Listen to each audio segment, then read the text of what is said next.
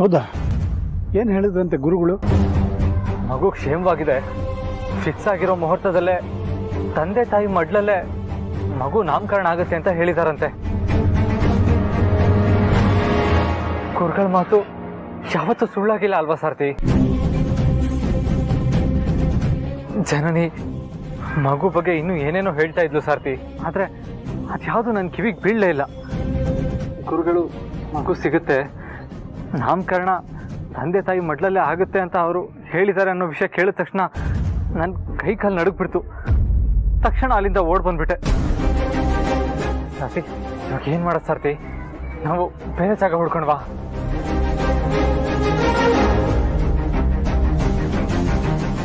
ಇಲ್ಲ, ಅದು ಪರಿಹಾರ ಆಗಲ್ಲ ಅಲ್ವಾ? ಗುರುಗಳು ಮಗು ಸಿಗುತ್ತೆ ಅಂತ ಹೇಳಿದ್ದಾರೆ ಅಂದರೆ ಅದು ಸಿಕ್ಕೇ ಸಿಗುತ್ತೆ. ಮನೆಯವ್ರಿಗೆ ಮಗು ಸಿಕ್ಕರೆ ಅದು ಜನನಿ ಮಗು ಆಗಲ್ವಾ ಸಾರಥಿ? ನಾವು ಹೆತ್ತು ಮಗುಗೆ ಮತ್ತೆ ನಾವು ದೊಡ್ಡಪ್ಪ ದೊಡ್ಡಮ್ಮ. ನಮ್ಮ ಮಗುನ ನಾವೇ ಎತ್ಕೋಬೇಕು ಅಂತ ಅಂದ್ರು ರತ್ನವೇಣಿಯವ್ರ ಮುಲಾಜಿಗೆ ಕಾಯ್ಬೇಕು. ಯಾಕಷ್ಟು ದೂರದವರೆಗೂ ಯೋಚನೆ ಮಾಡ್ತೀವಿ ದೊಡ್ಡ ಯಜಮಾನ್ರೆ? ನನ್ನ ಮಗಳು ಎಲ್ಲಿ ನನ್ನಿಂದ ದೂರ ಆಗ್ಬಿಡ್ತಾಳೋ ಅನ್ನೋ ಭಯ ಸಾರಥಿ. ಭಯ ಪಡೋದಕ್ಕೆ ಅವಕಾಶನೇ ಇಲ್ಲ ದೊಡ್ಡ ಯಜಮಾನ್ರೆ. ಆ ಥರ ಏನೂ ಆಗಲ್ಲ. ಏನು ಸಾರಥಿ ನೀವು? ಗುರುಗಳು ಹೇಳಿದ್ದಾರೆ ಅಂದ್ರೂ ಕೂಡ ಹೀಗೆ ಮಾತಾಡ್ತಾ ಇದ್ದೀರಲ್ಲ. ಗುರುಗಳು ಏನು ಹೇಳಿದ್ದಾರೆ? ತಂದೆ ತಾಯಿ ಮಡ್ಲಲ್ಲಿ ಕೂತು ನಾಮಕರಣ ಆಗುತ್ತೆ ಅಂತ ತಾನೆ. ಈ ಮಗುವಿನ ನಿಜವಾದ ತಂದೆ ತಾಯಿ ಯಾರು?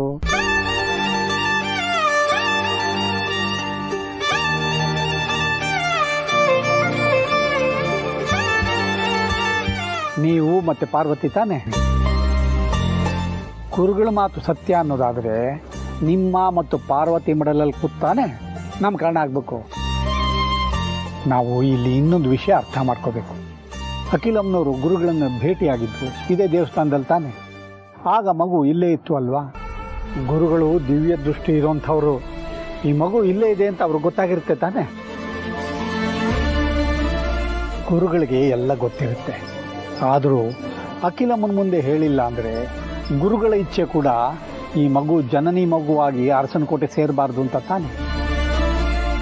ದೇವ್ರ ಇಚ್ಛೆ ಕೂಡ ಈ ಮಗು ನಿಮ್ಮ ಮತ್ತು ಪಾರ್ವತಿದು ಅಂತ ಅರಸನಕೋಟೆ ಗೊತ್ತಾಗಿ ಕಾಲಿಡ್ಲಿ ಅಂತ ಆಗಿರುತ್ತೆ.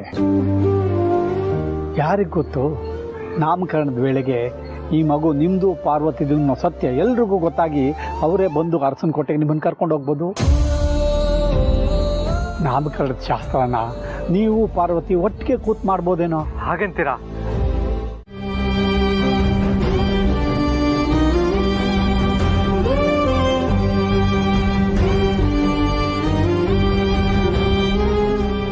ದಾಮಿನಿ, ನೀನು ಇನ್ನೆಲ್ಲಾದ್ರೂ ಹೋಗೋದಿದ್ರೆ ಹೋಗ್ಬಿಡ್ಬಾ.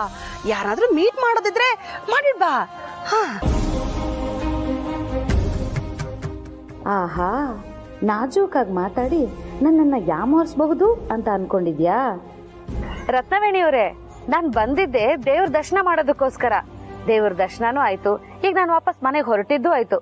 ನೀವ್ ನನ್ ಜೊತೆ ಬರೋ ಹಾಗಿದ್ರೆ ಬನ್ನಿ, ಇಲ್ಲ ಅಂದ್ರೆ ಇಲ್ಲೇ ಇರಿ. ಇವಳು ಇಷ್ಟು ಧೈರ್ಯವಾಗಿ ಮಾತಾಡ್ತಾ ಇದ್ದಾಳೆ ಅಂದ್ರೆ ಮಗು ಇರೋಕ್ಕೆ ಸಾಧ್ಯನೇ ಇಲ್ಲ. ಆದ್ರೆ ನಾನ್ ಜೊತೆಗೆ ಬರ್ತೀನಿ ಅಂತ ಅಂತಿದ್ದಾಗೆ ಇವಳು ಯಾಕೆ ಹಿಂಗ್ ಆಡಿದ್ಲು? ದಾರಿ ಉದ್ದಕ್ಕೂ ಯಾರು ಫೋನ್ ಮಾಡಕ್ ನೋಡ್ತಿದ್ಲು ಅಂತಾನೆ ಅರ್ಥ ಆಗ್ತಿಲ್ವಲ್ಲ.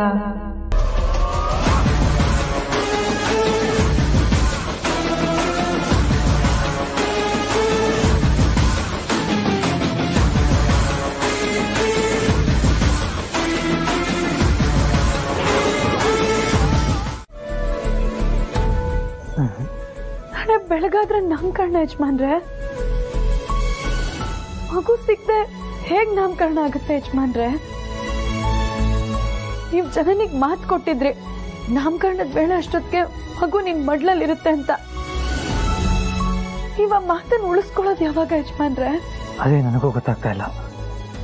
ಜನನಿ ಪ್ರೀತಿ ಹತ್ರ ಹೋಗಿ ಸಾರಿ ಕೇಳ್ಬಿಡ್ಲಾ? ಈ ಮಾತನ್ನ ನೀವ್ ಹೇಳ್ತಾ ಇದ್ದೀರಾ? ಕೊಟ್ಟ ಮಾತನ್ನ ಉಳಿಸ್ಕೊಳ್ಳೋದ್ರಲ್ಲಿ ನಿಮ್ಮನ್ನ ಶ್ರೀರಾಮಚಂದ್ರಂಗ್ ಹೋಲಿಸ್ತಾರೆ. ಅಂಥದ್ರಲ್ಲಿ ನಿಮ್ ಬಾಯಲ್ಲಿ ಮಾತು ಕೊಟ್ಟಿದ್ದಕ್ಕೆ ಕ್ಷಮೆ ಕೇಳ್ತೀನಿ ಅಂತ ಹೇಳ್ತೀರಲ್ಲ ಯಜಮಾನ್ರೆ. ಯಾಕೆ ನಾಳೆ ಬೆಳಗ್ಗೆ ಅಷ್ಟ್ರಲ್ಲಿ ಮಗು ಸಿಗಲ್ಲ ಅಂತ ಅನ್ನಿಸ್ತಾ ಇದೆಯಾ? ಇಲ್ಲ ಈ 4-5 ದಿವಸದಿಂದ ಮಗು ಹುಡುಕ್ತಾ ಇದ್ದೀರಾ?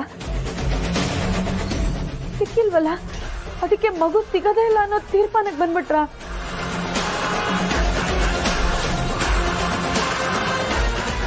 ದಯವಿಟ್ಟು ಆ ತೀರ್ಮಾನಕ್ಕೆ ಮಾತ್ರ ಬರ್ಬೇಡಿ ಯಜಮಾನ್ರೆ. ನಿಮ್ಗೆ ಹುಡುಕಿ ಆಯಸ್ಸಾಗಿರ್ಬೋದು, ಹಾಗಂತ ಭರವಸೆ ಕಳ್ಕೊಬೇಡಿ ಯಜಮಾನ್ರೆ. ನಾನು ಭರವಸೆ ಕಳ್ಕೊಳ್ಳೋ ಮಾತೇ ಇಲ್ಲ ಪಾರು. ಯಾಕೆಂದ್ರೆ ನಮ್ಮ ಮಗು ನನ್ನ ಹತ್ರ ಸೇಫ್ ಆಗಿದೆ. ಆದರೆ ನನಗೀಗ ನಮ್ಮ ಮಗುನ ವಾಪಸ್ ನನಗೆ ಕೊಡೋ ಉದ್ದೇಶ ಇಲ್ಲ. ಹಾಗೆ ಜನರಿಗೆ ಮಗು ಹುಡುಕೊಡ್ತೀನಿ ಅಂತ ಸುಳ್ಳು ಭರವಸೆ ಕೊಡೋಕ್ಕೂ ನನಗಿಷ್ಟ ಇಲ್ಲ. ಏನು ಮಾಡಲಿ ನಾನು? ನಿಮ್ಮ ಕೈ ಮುಗಿತೀನಿ, ತಮ್ಮಯ್ಯ ಅಂತೀನಿ. ಮಗುನ ಹುಡ್ಕೋದ್ರಲ್ಲಿ ಉತ್ಸಾಹ ಕಳ್ಕೊಬೇಡಿ ಯಜಮಾನ್ರೆ.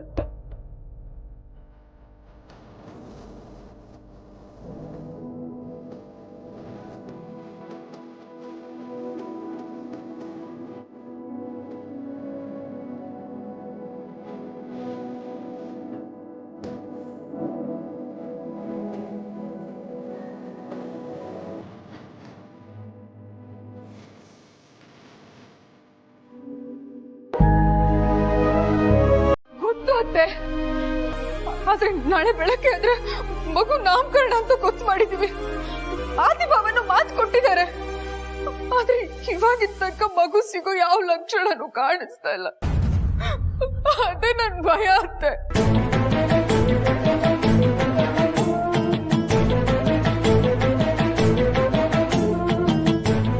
ಜನನಿ, ಎಲ್ರಿಗೂ ಆ ಭಯ ಇದೆ ಅಮ್ಮ.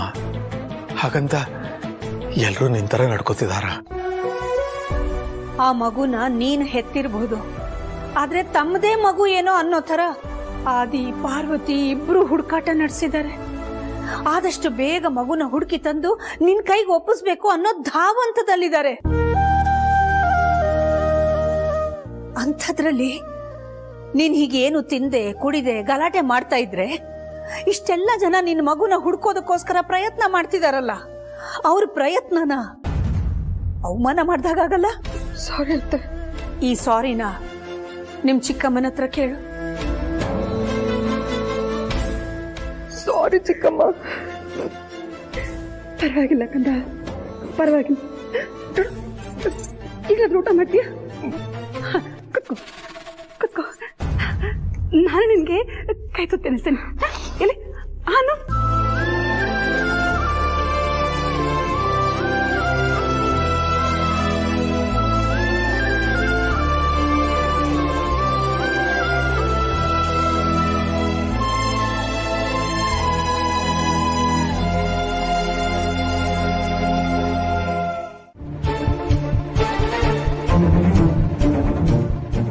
ನೀನು ಇಲ್ಲಿವರೆಗೂ ನನ್ನಿಂದ ಏನು ಮುಚ್ಚಿಟ್ಟಿಲ್ವಾ ಪಾರು?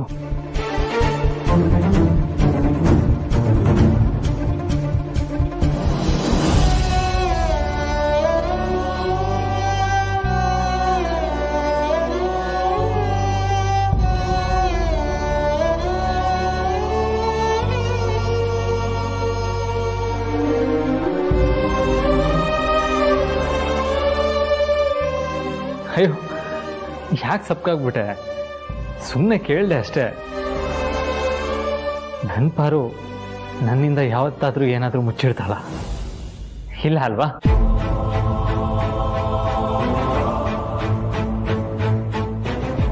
ನೀನೇನು ಮುಚ್ಚಿಟ್ಟಿಲ್ಲ ಅಂದ್ರೆ ನಾನು ನಿನ್ನಿಂದ ಏನು ಮುಚ್ಚಿಡೋದಕ್ಕೆ ಸಾಧ್ಯ ಇಲ್ಲ.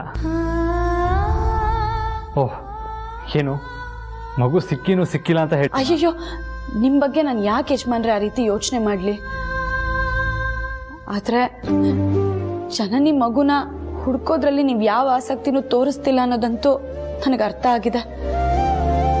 ಆದ್ರೆ ಯಾಕೆ ಹೀಗೆಲ್ಲ ಮಾಡ್ತಿದ್ದೀರಾ ಅಂತ ನಂಗೆ ಗೊತ್ತಾಗ್ತಾ ಇಲ್ಲ. ಹೇಳಿ ಯಜಮಾನ್ರೆ.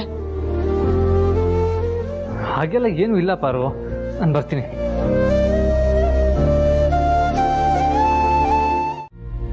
ಜಯ, ಗೌರಿ, ಭಾನು, ಯಾವುದಕ್ಕೂ ಯಾವ ಕೊರತೆನೂ ಆಗ್ಬಾರ್ದು. ಏನೋ ರಮೇಶ, ಚೆನ್ನಪ್ಪ, ನಿಮ್ ಕೆಲಸ ಅಚ್ಚುಕಟ್ಟಾಗಿ ಮಾಡಿ. ಪ್ರೀತು, ಹನುಮಂತು ಮನೆಗೆ ಹೋಗಿ ತೊಟ್ಲು ತಗೊಂಡ್ ಬಂದು ಆಲ್ಟ್ರೇಷನ್ ಮಾಡಿ ಸರಿ ಮಾಡಿಸಿಡೋದು ನಿನ್ ಕೆಲ್ಸನಪ್ಪ. ಸರಿ ಅಕ್ಕ, ಯಾವ್ದಕ್ಕಿದು ಪ್ರಿಪ್ರೇಷನ್? ನಮ್ಮ ಮೊಮ್ಮಗು ನಾಮಕರಣದ ಸಿದ್ಧತೆ.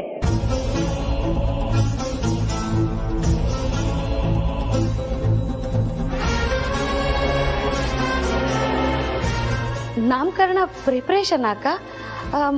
ಮಗು ಸಿಕ್ಬಿಡ್ತಾ? ಸಿಗತ್ತೆ. ನಾಮಕರಣದ ವೇಳೆಗೆ ನಮ್ಮ ಮಗು ನಮ್ಮ ಮನೆಗೆ ಬಂದೇ ಬರುತ್ತೆ ಅಲ್ವಾ ಅತ್ತೆ? ಖಂಡಿತ ಖಂಡಿತ ಬರುತ್ತೆ. ಅಲ್ಲ, ಹೇಗೆ ಇಷ್ಟು ಗ್ಯಾರಂಟಿಯಾಗಿ ಹೇಳ್ತಿದ್ಯಮ್ಮ ಜನನಿ? ಆ ಗ್ಯಾರಂಟಿನ ನಮ್ ಗುರುಗಳೇ ಕೊಟ್ಟಿರೋ ಚಿಕ್ಕಮ್ಮ.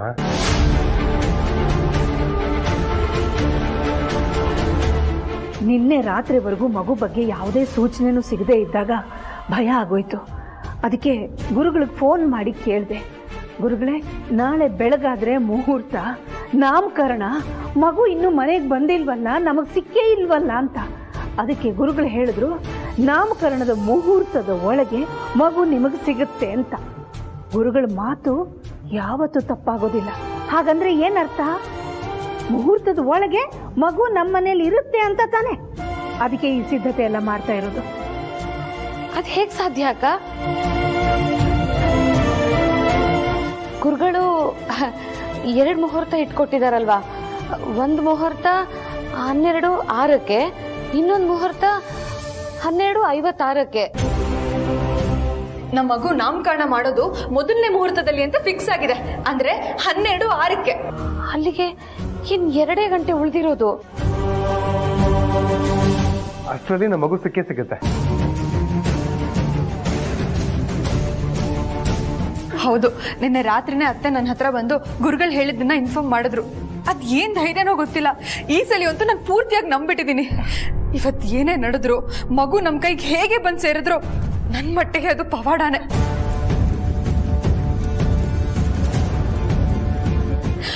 ನನ್ ಮಗು ನನ್ ಕೈಗೆ ಸಿಗ್ತಾ ಇದ್ದ ಹಾಗೆ ಅತ್ತೆ, ಚಿಕ್ಕಮ್ಮ, ಪ್ರೀತು ಒಂದ್ ದೇವಸ್ಥಾನಕ್ಕೆ ಹೋಗಿದ್ರಲ್ಲ, ಆ ದೇವಸ್ಥಾನಕ್ಕೆ ನನ್ ಮಗುನ್ ಕರ್ಕೊಂಡು ನಾನಂತೂ ಒಂದ್ಸರಿ ಹೋಗಿ ಬರ್ತೀನಿ. ಯಾಕಂದ್ರೆ ಅಲ್ಲಿರೋ ನಾಗರಕಟ್ಟೆಗೆ ಬೇಡ್ಕೊಂಡ್ರೆ ಮಕ್ಳ ಸಮಸ್ಯೆಗಳು ಏನೇ ಇರ್ಲಿ ಎಲ್ಲ ಪರಿಹಾರ ಆಗ್ಬಿಡತ್ತಂತೆ. ಇನ್ ಯಾವತ್ತೂ ನನ್ ಮಗು ನನ್ ಕಣ್ ಮುಂದೆಯಿಂದ ಮರೆ ಆಗ್ಲೇಬಾರ್ದು ಅಂತ ಆ ದೇವ್ರ ಹತ್ರ ನಾನು ಬೇಡ್ಕೋತೀನಿ. ಅಲ್ಲ, ಇತ್ತೀಚೆಗೆ ಮಗುನ್ ಹುಡ್ಕೋದ್ರಲ್ಲಿ ನಿಮ್ ಆಸಕ್ತಿ ಕಡಿಮೆ ಆಗಿದೆ. ಯಾಕೆ ಈ ರೀತಿ ಮಾಡ್ತಾ ಇದ್ದೀರಾ ಯಜಮಾನ್ರೆ?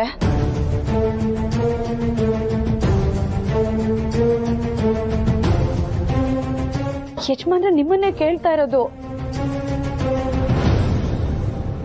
ನಾನು ಎಲ್ಲ ಕಡೆ ಹುಡುಕ್ತಾನೆ ಇದೀನಲ್ಲ ಪಾರು. ನೀವಷ್ಟು ಮನಸ್ಸು ಕೊಟ್ಟು ಹುಡುಕ್ತಾ ಇಲ್ಲ ಯಜಮಾನ್ರೆ. ಜನನಿ ಮಗುನ ಹುಡ್ಕೋದು ನಿಮಗ್ ಸಂಬಂಧಪಟ್ಟಿದ್ದಲ್ಲ ಅನ್ನೋ ರೀತಿ ಯಾಕೆ ನಡ್ಕೋತಾ ಇದ್ದೀರಾ? ಕಳೆದು ಹೋಗಿರೋದು ನಿಮ್ ತಮ್ಮನ್ ಮಗು.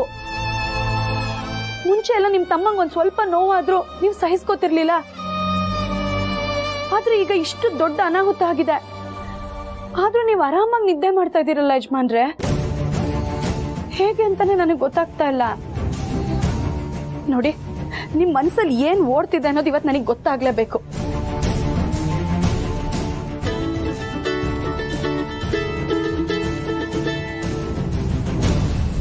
ಹೇಳಿ ಚಿಕ್ಕಮ್ಮ. ಅದೇ ಇಲ್ಲೊಂದು ಎಡವಟ್ಟಾಗ್ಬಿಟ್ಟಿದ್ಯಪ್ಪ. ನನಗೇನ್ ಮಾಡ್ಬೇಕು ಅಂತಾನೆ ಗೊತ್ತಾಗ್ತಿಲ್ಲ.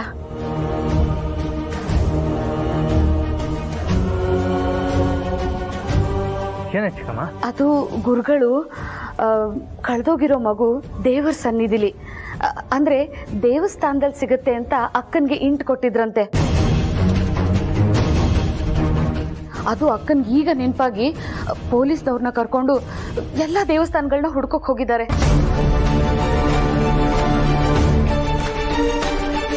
ನಿನಗೂ ಊರ್ ಹೊರಗಡೆ ಇರೋ ದೇವಸ್ಥಾನದಲ್ಲಿ ಹುಡ್ಕೋಕ್ ಹೇಳು ಅಂತ ಹೇಳಿದ್ರು. ಅದೇ ಎಲ್ಲ ಕಡೆ ಹುಡುಕದ ಮೇಲೆ ಅಕ್ಕನೋ, ಪ್ರೀತನೋ, ಪೊಲೀಸ್ನವರು ನಿಮ್ ಮಗು ಇರೋ ದೇವಸ್ಥಾನಕ್ಕೆ ಏನಾದ್ರು ಹೋಗ್ಬಿಟ್ರೆ? ಬರೋ, ಯಾಕೋ ತುಂಬಾ ತಲೆ ನೋತಾ ಇದೆ, ಸ್ವಲ್ಪ ಕಾಫಿ ಮಾಡ್ಕೊಂಡ್ ಬರ್ತೀಯಾ? ಕಾಫಿ ಇದೆ, ಬಿಸಿ ಮಾಡ್ಕೊಂಡ್ ಬರ್ತೀನಿ ರೀ.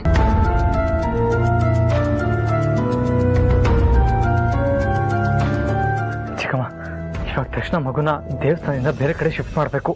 ಥ್ಯಾಂಕ್ಸ್ ಚಿಕ್ಕಮ್ಮ ಹೇಳಿದ್ದಕ್ಕೆ. ನಾನು ಇವಾಗಲೇ ಸಾರ್ತಿ ಕಾಲ್ ಮಾಡ್ತೀನಿ.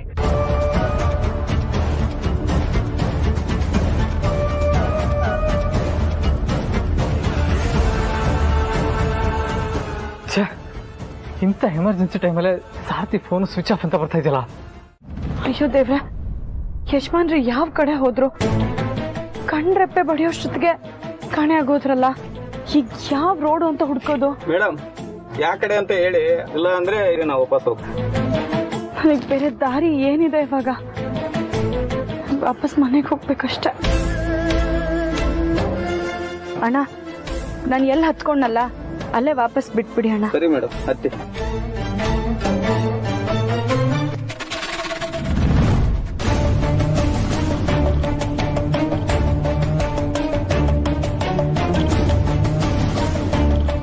ಇದೇ ದೇವಸ್ಥಾನದ ನಾಗರಕಟ್ಟೆ ಬಗ್ಗೆನೇ ಅಲ್ವಾ ಅತ್ತೆಯಮ್ಮ ಮಿಕ್ಕೋರೆಲ್ಲರೂ ಹೇಳ್ತಿದ್ದಿದ್ದು?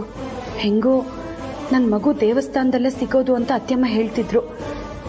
ಈ ದೇವಸ್ಥಾನದಲ್ಲಿ ಏನಾದರೂ ಸಿಕ್ಕರೆ, ಇಲ್ಲ ಅಂದ್ರೆ ನಾಗರಕಟ್ಟೆಗೆ ಹರಕೆನಾದ್ರೂ ಕೊಟ್ಕೊಂಡು ಹೋಗೋಣ. ಅಣ್ಣ, ಇಲ್ಲಿ ಕಾಡು ಶಿವನ್ ದೇವಸ್ಥಾನಕ್ಕೆ ದಾರಿ ಅಂತ ಇದೆಯಲ್ಲ, ಅದೇ ದಾರಿಲಿ ಹೋಗಿ ನಾನು ದೇವಸ್ಥಾನಕ್ಕೆ ಹೋಗ್ತೀನಿ. ಹತ್ತಿ ಮೇಡಮ್.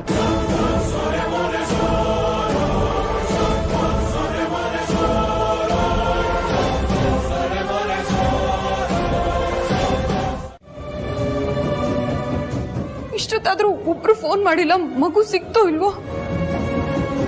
ಶೋ ಜನನಿ ಪುಟ್ಟ, ಹಾಗಂತ ನೀನ್ ಮತ್ತೆ ಗಾಬರಿ ಆಗ್ಬೇಡಮ್ಮ, ನನಗೂ ಭಯ ಆಗತ್ತೆ. ಜನನಿ, ಸ್ವತಃ ಅಖಿಲಾನೇ ಮಗು ಹುಡ್ಕಕ್ ಹೋಗಿದ್ದಾಳೆ. ಆದಿತ್ಯ ಪ್ರೀತನು ಅದೇ ಹುಡುಕಾಟದಲ್ಲಿದ್ದಾರೆ. ಜೊತೆಗೆ ಗುರುಗಳ ಭವಿಷ್ಯವಾಣಿನೂ ನಮ್ಮ ಜೊತೆ ಇದೆ. ಏನು ಯೋಚನೆ ಮಾಡ್ಬೇಡಮ್ಮ, ಎಲ್ರು ಇವತ್ತು ಮಗು ಸಮೇತನೇ ಮನೆಗೆ ಬರೋದು. ಅವ್ರು ಬರೋವರೆಗೂ ನೀನ್ ಧೈರ್ಯ ಕಳ್ಕೊಬೇಡಮ್ಮ. ನನಗೆ ಆಗ್ತಿಲ್ಲ ಚಿಕ್ಕಮ್ಮ, ಒಂದೇ ಸಮ ಧೈರ್ಯವಾಗಿರೋದಕ್ಕೆ ಆಗ್ತಿಲ್ಲ. ದೇವ್ರೆ, ಇವತ್ತು ಹೇಗಾದ್ರೂ ಮಾಡಿ ನನ್ ಮಗು ನನ್ನ ಕೈ ಸೇರೋ ಹೋಗಿ ಮಾಡಪ್ಪ. ಆದಿಭಾವ ಏನಾದ್ರೂ ಅವ್ರು ಕೊಟ್ಟಿರೋ ಮಾತನ್ನ ಉಳಿಸ್ಕೊಳ್ಳಿಲ್ಲ ಅಂದ್ರೆ ನಾನಂತೂ ಬದುಕಿರಲ್ಲ.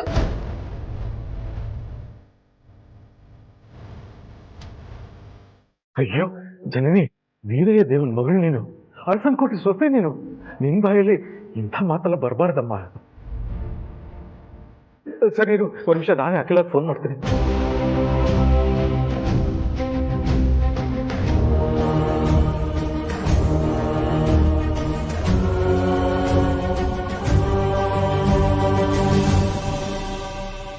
ಅಖಿಲ ಫೋನ್ ತೆಗಿತಾ ಇಲ್ಲ.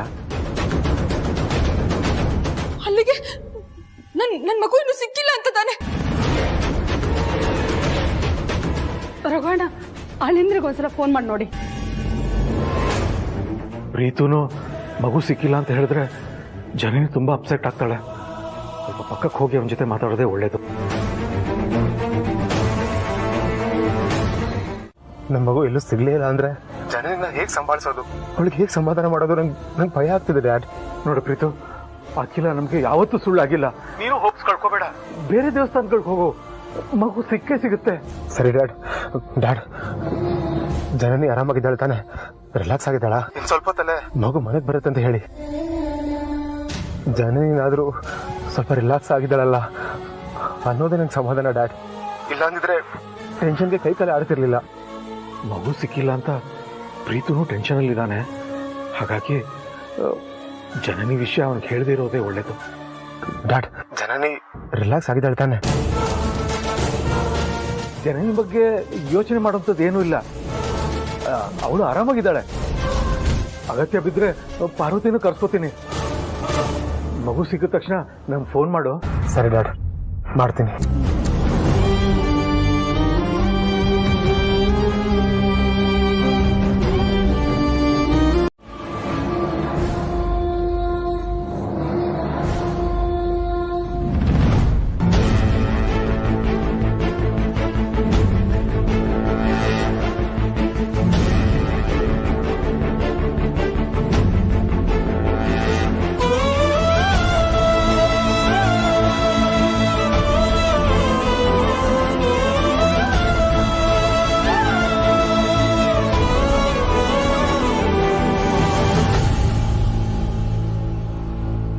ಅಮ್ಮ ನಾಗಮಾತ, ಮಕ್ಕಳಿಗೆ ಸಂಬಂಧಪಟ್ಟ ಪ್ರತಿಯೊಂದು ಸಮಸ್ಯೆನೂ ನೀನು ಪರಿಹಾರ ಮಾಡ್ತೀಯಂತೆ.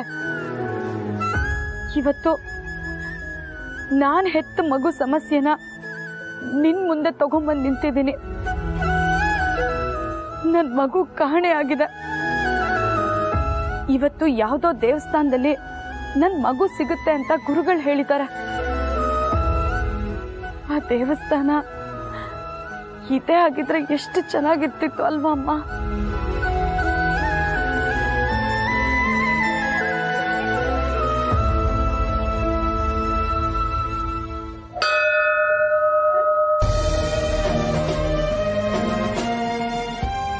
ಗಂಟೆ ಶಬ್ದ, ಇದು ಶುಭ ಸೂಚನೆ. ಆದ್ರೆ ನನ್ ಮಗು ಇದೇ ದೇವಸ್ಥಾನದಲ್ಲಿದ್ಯಾ? ಅವತ್ತು ಅತ್ತೆಯಮ್ಮ ನನ್ನ ಮೈದ್ನ ಗುರುಗಳನ್ನ ಭೇಟಿ ಮಾಡೋದಕ್ಕೆ ಇದೇ ದೇವಸ್ಥಾನಕ್ಕಲ್ವಾ ಬಂದಿದ್ದು. ಒಂದ್ ವೇಳೆ ನನ್ ಮಗು ಇದೇ ದೇವಸ್ಥಾನದಲ್ಲಿ ಸಿಗುತ್ತೆ ಅನ್ನೋ ಹಾಗಿದ್ದಿದ್ರೆ ಗುರುಗಳು ಹೇಳಿರ್ತಿದ್ರಲ್ವಾ? ಶಿವಪ್ಪ, ಇಷ್ಟು ದಿನ ನನ್ನ ಮಗಳಿಗೆ, ನನಗೆ, ಸಾರ್ಥಿಗೆ ಈ ಸನ್ನಿಧಾನದಲ್ಲಿ ಆಶ್ರಯ ಕೊಟ್ಟು ಕಾಪಾಡಿದ್ಯಾ. ಆದರೆ ಇವತ್ತು ಇಲ್ಲಿಂದ ಬೇರೆ ಕಡೆ ಹೋಗುವಂಥ ಅನಿವಾರ್ಯತೆ ನಮಗೆ ಬಂದಿದೆ. ನಾವಿವಾಗ ಹೋಗ್ತಾ ಇರೋ ಹೊಸ ಜಾಗನೂ ನಮ್ಮನ್ನು ಕಾಯೋ ಹಾಗೆ ನೋಡ್ಕೊಳಪ್ಪ.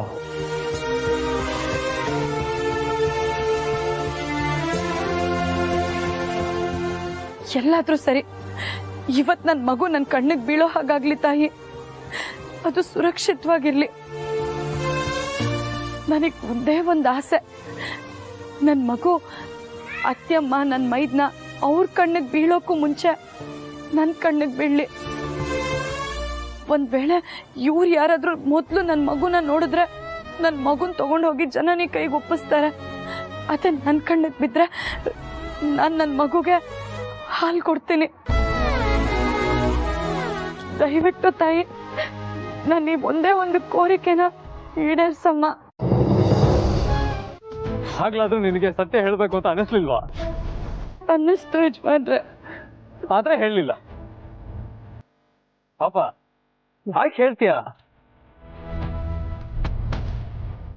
ನನ್ನ ಮಗು ಅಂತ ಗೊತ್ತಿಲ್ಲದೆ ಮೊದಲನೇ ಸತಿ ಎತ್ಕೊಂಡಾಗ ನನಗೆ ಎಂತ ಅದ್ಭುತವಾದ ಅನುಭವ ಆಗಿತ್ತು ಗೊತ್ತಾ? ನಾನು ಮಾರನೇ ದಿನ ಕೆಲ್ಸಕ್ಕೆ ಹೋದಾಗ್ಲೂ ಆ ಖುಷಿ ನನ್ನ ಆವರಿಸ್ಕೊಂಡಿತ್ತು.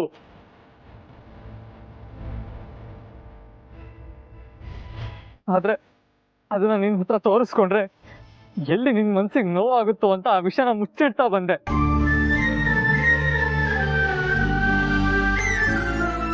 ಆದ್ರೆ ನನ್ನ ಹೆಂಡತಿ ಇಂಥ ಒಂದು ದೊಡ್ಡ ಸತ್ಯನ ನನ್ನಿಂದ ಮುಚ್ಚಿಡ್ತಾಳೆ ಅಂತ ನಾನು ಕಲ್ಪನೆ ಕೂಡ ಮಾಡ್ಕೊಂಡಿರ್ಲಿಲ್ಲ.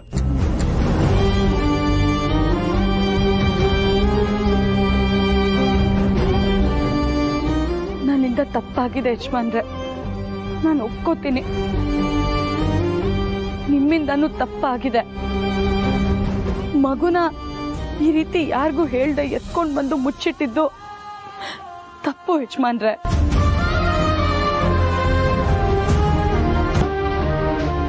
ನಾವು ಒಬ್ರಿಗೊಬ್ರು ಕ್ಷಮಿಸ್ಕೊಳ್ಳೋಣ.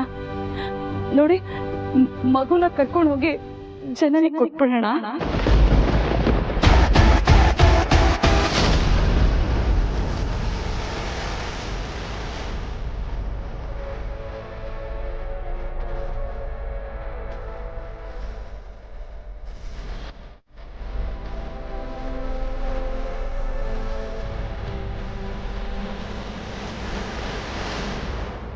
ನೋಡಿ, ಈಗ ಅತ್ತೆಮ್ಮಂಗೆ ಫೋನ್ ಮಾಡಿ ಮಗು ನಮಗೆ ದೇವಸ್ಥಾನದಲ್ಲಿ ಸಿಕ್ತು ಅಂತ ಫೋನ್ ಮಾಡಿ ಹೇಳ್ಬಿಡೋಣ.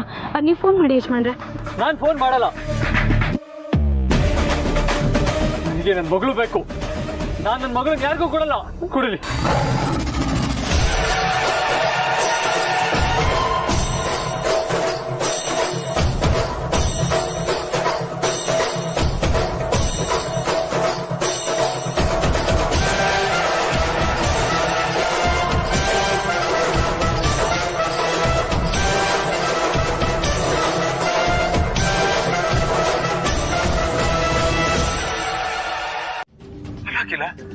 ದೇವಸ್ಥಾನದಲ್ಲೇ ಮಗು ಸಿಗುತ್ತೆ ಅಂತ ಗುರುಗಳು ಹೇಳಿದ್ರ?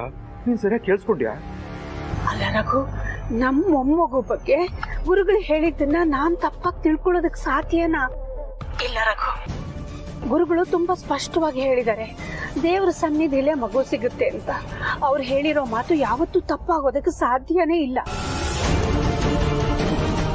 ಆದ್ರೆ ಅವ್ರು ಕೊಟ್ಟ ಸೂಚನೆಯಲ್ಲಿ ಎಲ್ಲೋ ಏನೋ ಒಂದು ಪಾಯಿಂಟ್ ಅನ್ನ ನಾವು ಬಿಡ್ತಾ ಇದ್ದೀವಿ ಅಂತ ನನ್ನ ಮನ್ಸಿಗೆ ಅನ್ನಿಸ್ತಾ ಇದೆ.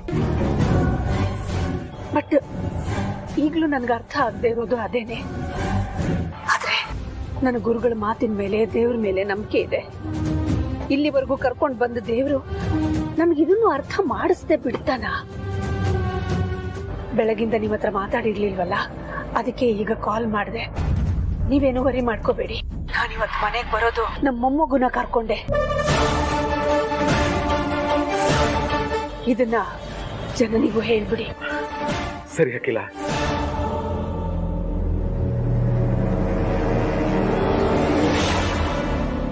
ದಮ್ಮು, ಈ ವಿಷಯನ ನಾವಿಬ್ರು ಹೋಗಿ ಜನನಿಗೆ ಹೇಳೋಣ ಬಾ. ಪಾಪ ಪಾರ್ವತಿಗೂ ವಿಷಯ ತಿಳಿಸ್ಬೇಕು. ಮಗು ಕಾಣೆಯಾದಾಗಿಂದ ಜನನಿಗೆ ಸಮಾಧಾನ ಮಾಡಿಕೊಂಡು ಅವಳು ಹೆಚ್ಚು ಸಮಯ ಇಲ್ಲೇ ಇರ್ತಿದ್ಲು. ಅರೆ ಹೌದು, ಇಷ್ಟೊತ್ತಾದ್ರೂ ಇವತ್ತು ಯಾಕೆ ಇನ್ನು ಬಂದಿಲ್ಲ ಅವಳು? ಫೋನ್ ಮಾಡಿದ್ರೆ ಫೋನ್ ಎತ್ತಾ ಇಲ್ಲ. ಯಾಕೆ ಎಲ್ಲ ಹೋಗಿರ್ಬೋದು ಅವಳು? ಅಖಿಲ ಜೊತೆ ಅಂತೂ ಮಗು ಹುಡ್ಕಕ್ಕೆ ಹೋಗಲಿಲ್ಲ ಅವಳು. ಹಾಗಾದ್ರೆ ಎಲ್ಲಿ ಹೋಗಿದ್ದಾಳೆ? ಹೌದು,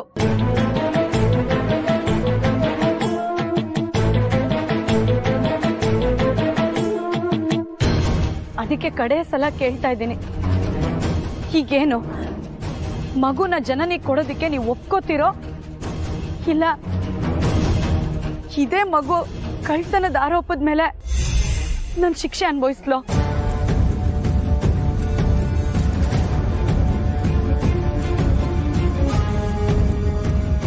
ದಯವಿಟ್ಟು ಕೈ ಮುಗಿದು ಕೇಳ್ಕೊತೀನಿ, ಮಗುನ ಕೊಟ್ಬಿಡೋಣ ಅಂತ ಹೇಳಿ ಯಜಮಾನ್ರೆ.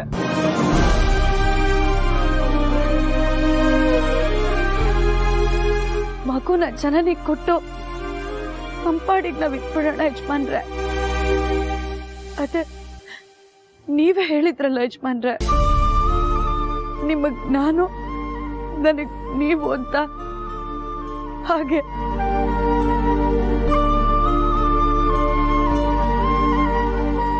ಇದನ್ ಬೇಕಾದ್ರೆ ನನ್ ಜೀವನದ ಕಡೆ ಆಸೆ ಅಂತ ಅನ್ಕೊಳ್ಳಿ ಯಜಮಾನ್ರೆ. ದಯವಿಟ್ಟು ಇಲ್ಲ ಅನ್ಬೇಡಿ.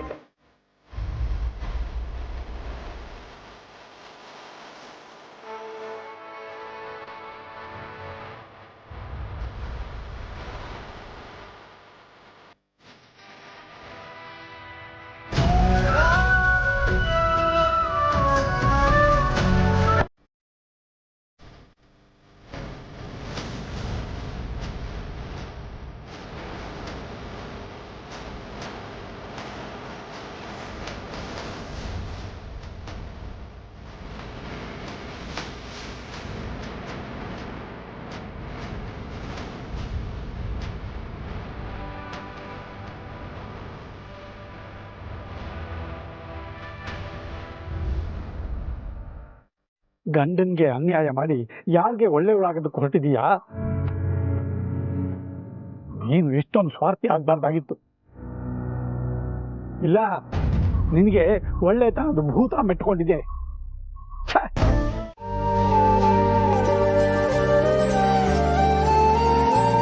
ಹಲೋ ಅಪ್ಪೋರೆ. ಗಣಿ, ಬೆಳಗ್ಗೆಯಿಂದ ಪಾರ್ವತಿಗೆ ಫೋನ್ ಮಾಡ್ತಾನೆ ಇದ್ದೀನಿ. ಅವಳು ಯಾಕೆ ಫೋನ್ ರಿಸೀವ್ ಮಾಡ್ತಿಲ್ಲ? ನನಗೂ ಗೊತ್ತಿಲ್ಲ ಅಪ್ಪೋರೆ, ನಾನು ಮನೇಲಿದ್ದೀನಿ. ನಾನು ಮನೇಲಿದ್ದೀನಿ ಅಂದ್ರೆ ಹಾಗಾದ್ರೆ ಪಾರ್ವತಿ ಎಲ್ಲಿ? ಮನೇಲಿ ಇಲ್ವಾ? ಓ, ನಿಮಗೆ ವಿಷಯ ಗೊತ್ತಿಲ್ವಾ? ಯಾವ ವಿಷಯ? ಅದು ಬೆಳಗ್ಗೆ ದಾಮಿನಿ ಮೇಡಮ್ಮು ಬಾವಂಗೆ ಫೋನ್ ಮಾಡಿದ್ರು. ಬಾವ ಅರ್ಜೆಂಟಲ್ಲಿ ಎಲ್ಲ ಹೊರಟ್ರು. ಅಕ್ಕನೂ ಅವರಿಂದನೇ ಹೊರಟ್ಬಿಟ್ಲು. ಹಾ, ಇವತ್ತು ದೇವಸ್ಥಾನದಲ್ಲಿ ಮಗು ಸಿಗುತ್ತೆ, ಅದಕ್ಕೆ ಊರಾಚೆ ಇರೋ ದೇವಸ್ಥಾನಗಳಲ್ಲಿ ಆದಿತ್ಯನ ಹುಡ್ಕಕ್ಕೆ ಹೇಳು ಅಂತ ದಾಮಿನಿಗೆ ಅಖಿಲ ಹೇಳಿದ್ಲು. ಅವಳು ಫೋನ್ ಮಾಡಿ ಆದಿತ್ಯನಿಗೆ ಹೇಳಿರ್ತಾಳೆ.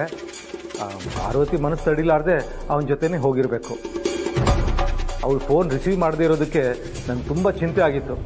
ಈಗ ಸಮಾಧಾನ ಆಯಿತು ಬಿಡಪ್ಪ.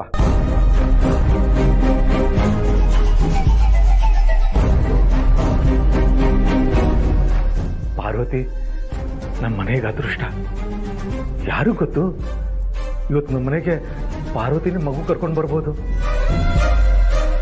ದೇವ್ರೆ, ಆದಷ್ಟು ಬೇಗ ನಮ್ಮ ಮೊಮ್ಮಗು ಮನೆಗೆ ಬರೋ ಹಾಗೆ ಮಾಡಪ್ಪ.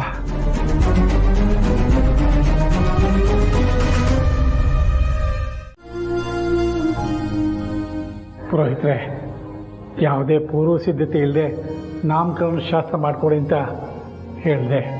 ಇದರಿಂದ ತಮಗೆ ಒತ್ತಡ ಜಾಸ್ತಿ ಆಯ್ತೇನೋ? ಕ್ಷಮಿಸಿ. ಖಂಡಿತ ಇಲ್ಲ, ಆದರೆ ಬೇಜಾರಾಗ್ತಿರೋದಂತೂ ಸತ್ಯ.